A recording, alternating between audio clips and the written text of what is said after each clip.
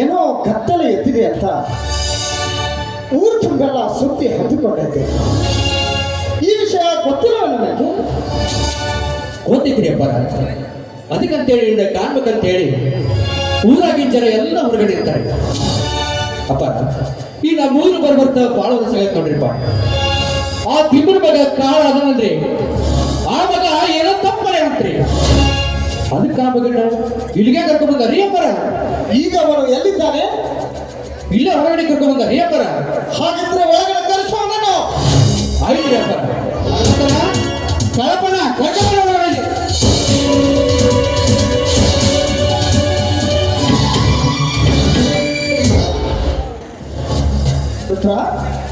ಇವನು ಈ ಊರಲ್ಲಿ ಏನು ತಪ್ಪು ಮಾಡಿದ್ದಾನೆ?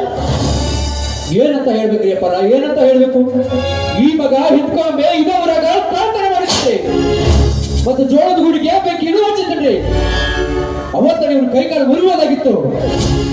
ಆದ್ರೆ ನೀವು ಅದು ಮಾಡಲಿಲ್ಲ. ನ್ಯಾಯ ಸರಿಪಡಿಸಿ ಮಾಡಿದ ತಪ್ಪಿಗೆ ದಂಡ ಬೀಸಿದ್ರಿ.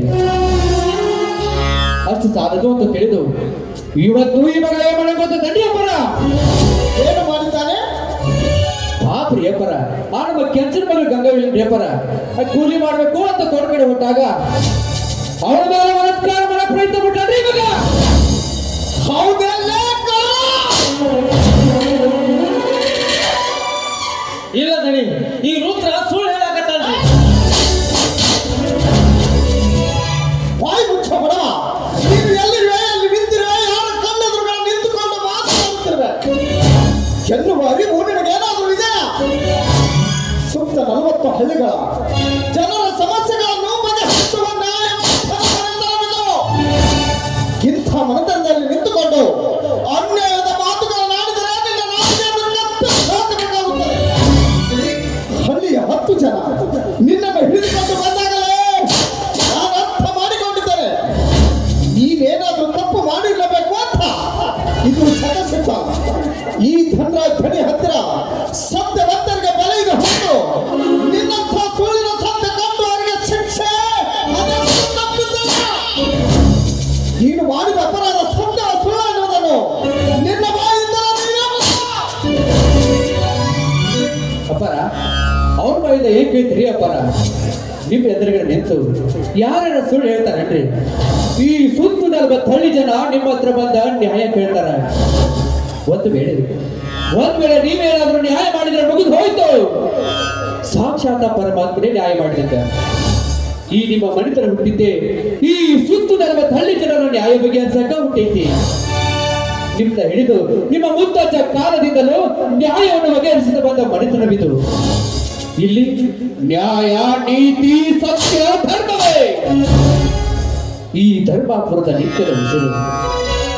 ಇಂಥ ನಾಡಿಗೆ ನಿಮ್ಮಂತ ದನಿಗಳು ಹುಟ್ಟಿದ್ದು ನಮ್ಮ ಪುಣ್ಯ ಅಂತ ತಿಳಿದಿದೆ. ನಿಮ್ಮಂತ ಪುಣ್ಯವಂತರ ಮನೆತನ ಜೀವಂತ ಇರುವವರೆಗೂ ಈ ಸುತ್ತು 40 ಹಳ್ಳಿ ಒಳಗ ನಮ್ಮಂತ ಬಡವರು ನೆಮ್ಮದಿಯಿಂದ ಬದುಕ್ತೀವಿ ಅಪ್ಪರ, ನೆಮ್ಮದಿಯಿಂದ ಬದುಕ್ತೀವಿ.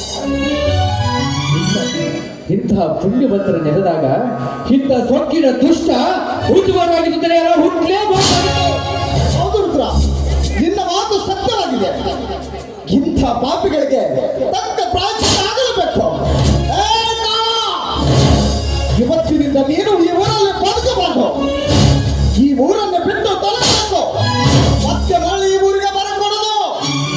ಮತ್ತೆ ಮರಳಿ ಬಂದಿದ್ದೆ ಆದರೆ ಈ ನಿನ್ನ ಕತ್ತನ್ನು ಕತ್ತರಿಸಿ ಹಾಕಿ ಹನುಮಪ್ಪನ ಗುಡಿ ಮುಂದೆ ತಂದು ಹೋಗಬೇಕಾಗುತ್ತದೆ. ಇದು ನಿಮಗೆ ಕೊನೆಯ ಸತ್ಯ. ಹೋಗಲಿಲ್ಲ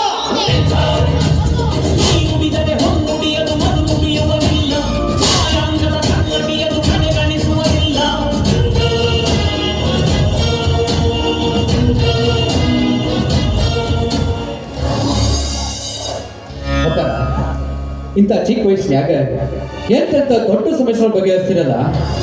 ಆ ನಮ್ಮ ದೊಡ್ಡದನೇ ಆರಂಗ ನಿಮ್ಮ ಹತ್ರ ದೊಡ್ಡ ಗುಣ ನಡೀತೀರಿಪ್ಪ. ಆದ್ರೆ ನಿಮ್ಮಂತ ಪುಣ್ಯವಂತರಿಗೆ ಆ ದೇವರು ಮಕ್ಕಳ ಸಂತಾನ ನೀಡಲಾರ್ದು ಬಹಳ ಪಾಪ ಐತಿರಿಯಪ್ಪ. ನಿಮ್ಮಂತ ಪುಣ್ಯವಂತರ ಹೊಟ್ಟೆಯಲ್ಲಿ ಒಂದು ಮಗು ಹುಟ್ಲಿ ಅಂತ ನಿತ್ಯ ದೇವರಿಗೆ ಬೇಡ್ಕೊಟ್ಟಿದ್ರಿ ಅಪ್ಪ.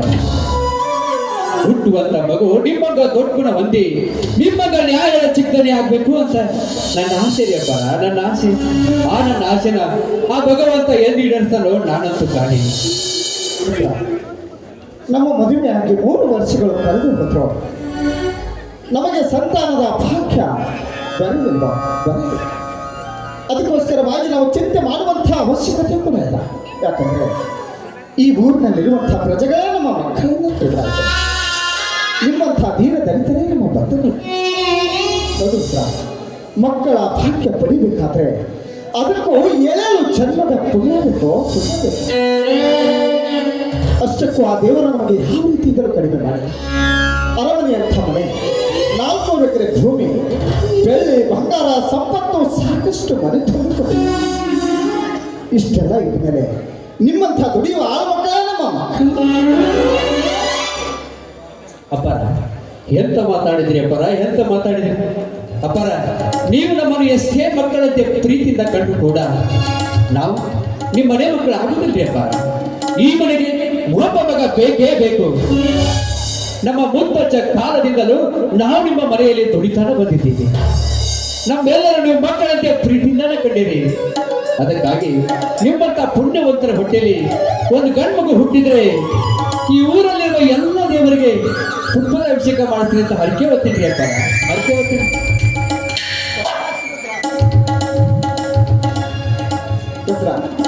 ನೀನು ಈ ಮನೆತನದ ಆಳ್ಮಗ ಅಲ್ಲ, ನೀನು ನಮ್ಮ ಮನೆತನದ ಮಗ ಕಣೋ. ನಿನ್ನಂಥ ವಿಶ್ವಾಸಿಕ ಅಭಿಮಾನಿಯನ್ನು ಪಡಿಬೇಕಾದ್ರೆ ಈ ಮನೆತನದ ಪುಣ್ಯದಿರುತ್ತಾ? ಪುಣ್ಯ ಅಪ್ಪಾರ, ನನ್ನ ಪುಣ್ಯ ಈ ಮನೆ ಮೇಲೆ ಎಲ್ರಿ ಅಪ್ಪಾರ. ಈ ನಿಮ್ಮ ಮನೆ ಅನ್ನ ತಿನ್ನುವ ಋಣ ಆ ಭಗವಂತ ನನಗೆ ಕೊಟ್ಟಾನ್ರಿ ಅಪ್ಪಾರ, ನನಗೆ ಕೊಟ್ಟ. ಈ ನಿಮ್ಮ ಋಣನ ನಾನು ಎಂದು ತೀರಿಸ್ತೇನೋ ನಾನಂತೂ ಕಾಣೆ ಅಪ್ಪಾರ. ನೋಡ್ರ, ಈ ಜಗತ್ತಿನಲ್ಲಿ ಪುಣ್ಯ ಮಾಡಿದಂಥವರಿಗೆ ಒಬ್ಬರ ಋಣ ಒಬ್ಬರ ಮುಟ್ಟಿಸುವಂತಹ ಕಾಲ ದೇವರು ಇದೇ ತಕ್ಕ. ನೀನು ಸ್ವಲ್ಪ ತೋಟದ ಮನೆ ಹತ್ತಿರ ಹೋಗಿ. ಆಯ್ತ್ರಿ ಅಪ್ಪಾರ, ಅಪ್ಪಾರ ಹೋಗಿ ಬರ್ತೇನೆ. ಆಯ್ತು ಹೋಗಿ.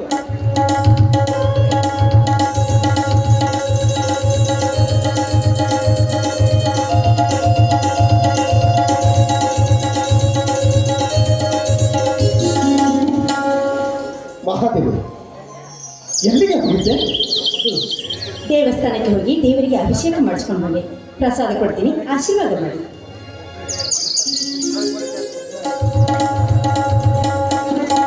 ಅಲ್ಲ, ನೀನು ನಿತ್ಯ ಆ ದೇವರ ಗುಡಿಗೆ ಹೋಗಿ ಅಭಿಷೇಕ ಮಾಡಿಸಿ ಬರುವೆಯಲ್ಲ, ಯಾಕೆ? ಆ ದೇವರ ಹತ್ತಿರ ಏನಾದರೂ ಹರಿಕೆ ಬಿಟ್ಟುಕೊಂಡಿದೆಯಾ? ಹೌದು, ನಿಮ್ಮಂಥ ನೀತಿವಂತ ನ್ಯಾಯವಂತ ನನ್ನ ಗಂಡನಾಗಿ ಸಿಕ್ಕದ್ದು ನನ್ನ 7 ಜನ್ಮದ ಪುಣ್ಯ ಅಂತ ಭಾವಿಸಿದ್ದೀನಿ. ಅದು ಮದುವೆಯಾಗಿ 3 ವರ್ಷ ಕಚ್ಚಿದ್ರು ಕೂಡ ಒಂದು ಸಂತಾನ ಭಾಗ್ಯವನ್ನು ಕರುಣಿಸಲಿಲ್ಲ ಭಗವಂತ. ಅದಕ್ಕೋಸ್ಕರವಾಗಿ ದಿನ ಬೆಳಗಾದ್ರೆ ಸಾಕು ಪೂಜೆ ಪುನಸ್ಕಾರ ಅಭಿಷೇಕ ಅಂತ ಮಾಡಿಸ್ತಾನೆ ಇರ್ತೀನಿ. ಯಾಕೆಂದ್ರೆ ನನ್ನ ಹೊಟ್ಟೆಯಲ್ಲಿ ಒಂದು ಮಗು ಹುಟ್ಟಿದ್ರೆ ನನ್ನ ಜನ್ಮ ಸಾರ್ಥಕವಾಗತ್ತೆ ಅಲ್ವೇನ್ರಿ? ಮಹಾದೇವಿ, ಇಲ್ಲದ ಆಸೆಗಳನ್ನು ಕೈ ಬೀಸಿ ಕರೆದು ನಿನ್ನ ಮನಸ್ಸಿಗೆ ಭಾರ ಮಾಡಿಕೊಳ್ಳು. ಈ ಕಲಿಯುಗದಲ್ಲಿ ಹುಟ್ಟುವಂತಹ ಮಕ್ಕಳು ಕೆಟ್ಟವರ ಮನೆತನಕ್ಕೆ ಮುತ್ತುಗಳು ಆಗಬಹುದು, ನಮ್ಮ ರತ್ನಗಳು. ಒಂದು ವೇಳೆ ತಪ್ಪಿದ್ರೆ ಹುಟ್ಟಿದ ಮಕ್ಕಳ ಹೆತ್ತವರ ಮನೆತನಕ್ಕೆ ಕುತ್ತುಗಳು ಆಗಬಹುದು, ಕುತ್ತಿಗೆಯನ್ನು ಕತ್ತರಿಸಿ ಹಾಕುವಂತಹ ಕಟುಕರು ಆಗಬಹುದು. ನಾವು ಮನಸ್ಸು ಬೇಡುವುದು ಬೇಡವಾಗಿದೆ. ಬರುವ ಭಾಗ್ಯವಿದ್ದರೆ ತಾನಾಗಿ ಬರಬೇಕು. ಮಹಾದೇವಿ, ಆ ದೇವರಲ್ಲಿ ಬೇಡುವ ಹರಿಕೆ ಎಲ್ಲಿಗೆ ನಿಲ್ಲಿಸ್ಬಿಡು. ಅಂದ್ರೇನ್ರಿ ನಿಮ್ಮ ಮಾತಿನ ಅರ್ಥ?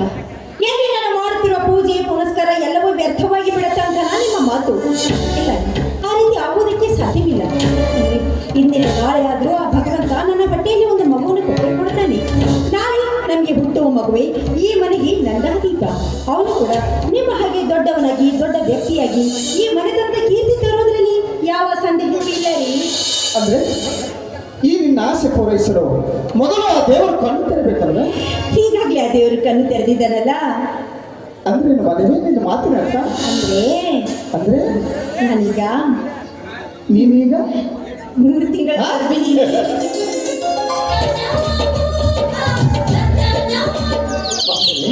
ಈ ಮಾತು ನಿಜವಾಗ್ಲೂ ಹೇಳ್ತಾ ಇದೆ?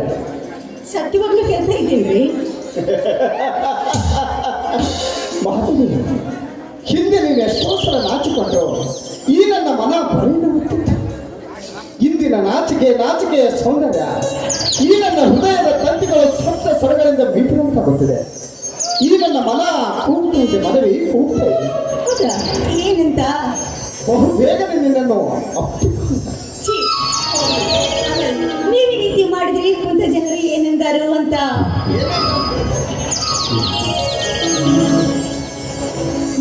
ನನಗಾಗಿ ನಿನಗಾಗಿ ಕೊನೆವರೆಗೆ ಬರುತ್ತದೆ